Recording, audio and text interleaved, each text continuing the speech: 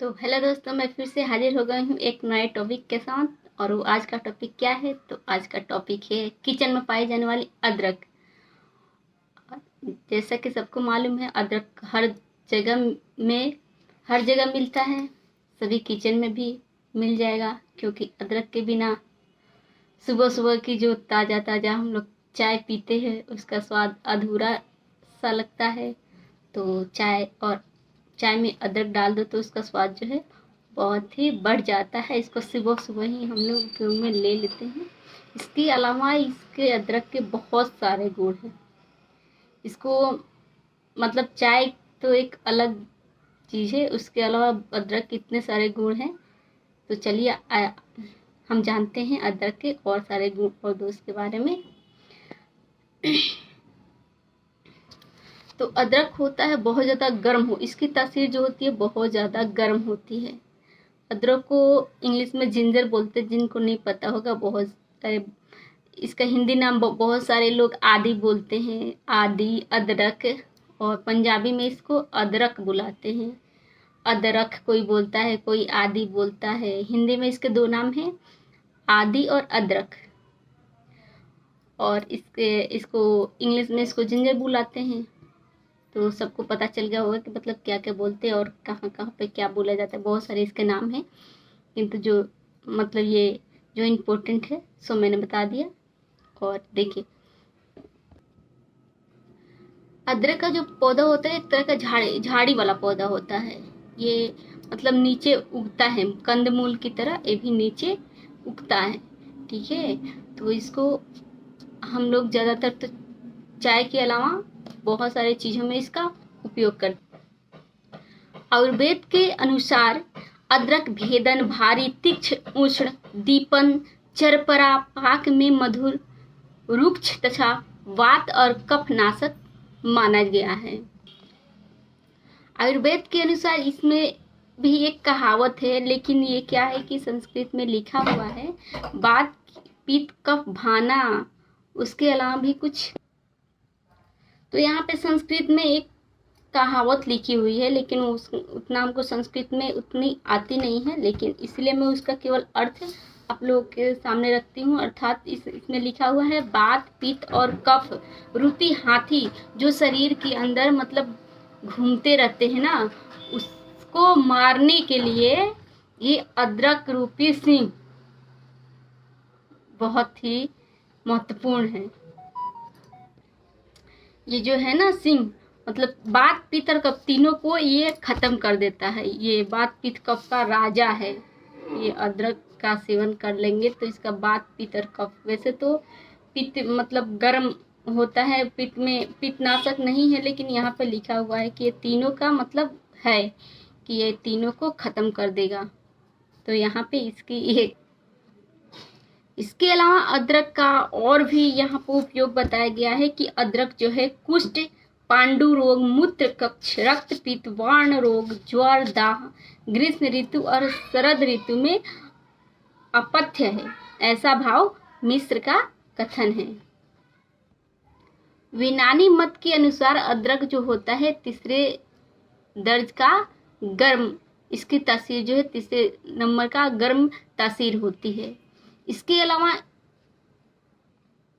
जिसके अनेकों फायदे हैं। यहाँ पर यूनानी मत के अनुसार यहाँ नेत्र की ज्योति को बढ़ाने में काम आता है, मस्तक की कृमियों को नष्ट करता है, गठिया, सिर दर्द तथा दूसरी तकलीफों में भी अदरक बहुत ज़्यादा फायदा पहुँचाते। नागपुर में इसकी ताज़ी जो जड़ होती है, ताज़ी जड़ को पीस करके और शहद के साथ मिलाकर उसको गर्म करके जब किसी को खांसी होती है, सूखी खांसी, तो उसमें देने से उसको बहुत ज़्यादा आराम मिलता है।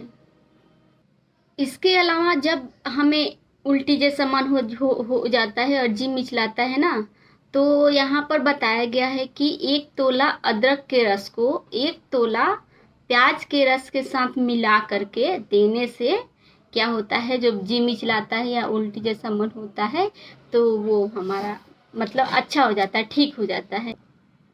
इसके अलावा 1 तोला अदरक का रस और 1 तोला ये तुलसी का रस मिला करके उसको 1 तुला अदरक का रस, 1 तुला तुलसी का रस और उस दोनों को शहद के साथ मिला करके उसमें थोड़ा सा मोर पंख की भस्म को भी मिला करके देने से हैजा नामक जो बीमारी होती है उसमें बहुत ज़्यादा लाभ पहुंचता है। जब किसी को सर्दी खांसी जुखाम बुखार हो जाता है तो कहा जाता है कि अदरक के रस में शहद मिला करके चाटने से सर्दी खांसी जुखाम यहाँ तक कि बुखार में भी बहुत ज़्यादा आराम मिलता है। और तो और अदरक के रस में पुराने गुड़ को मिला करके पिलाने से क्या होता है कि हमारे शरीर का जो सूजन हो जाती है ना, तो पुराने गुड़ में अदरक के रस को मिला करके बकरी के दूध के साथ पीने से सूजन कम हो जाती है, उसमें बहुत ज़्यादा आराम मिल जाता है। और जब कभी बच्चे को, बूढ़े को या किसी को भी अगर कान में दर्द हो रहा हो तो अदरक के रस को निकाल करके थोड़ा उसको गुनगुना कर लेंगे और गुनगुना करने के बाद कान में डालने से कान का जो दर्द होता है वो उसमें बहुत ज़्यादा आराम मिलता है, कान का दर्द अच्छा हो जाता है।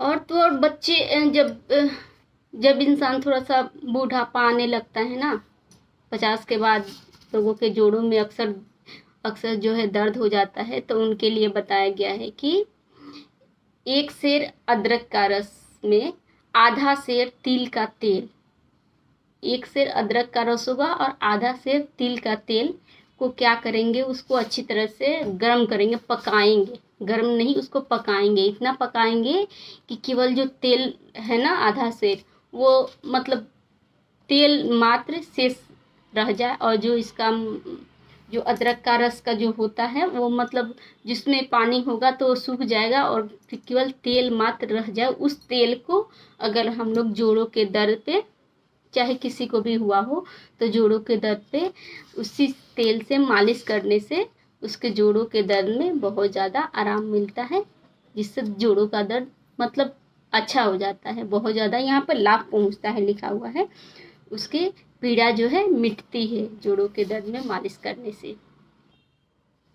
इसके अलावा यहाँ लिखा है कि अदरक, त्रिफला और गुड़ तीनों को मिलाकर पीने से कामला मिटता है। कामला कोई बीमारी का नाम होगा, मुझे नहीं पता है, लेकिन यहाँ पे लिखा हुआ है कि कामला मिटता है, तो ये है।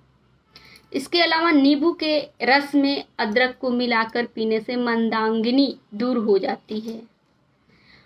और जब हमारे ठंडे के दिन बीमारी का नाम होगा, मुझे नहीं पता है, लेकिन यहाँ पे लिखा हुआ है कि कामला मिटता है, तो ये है।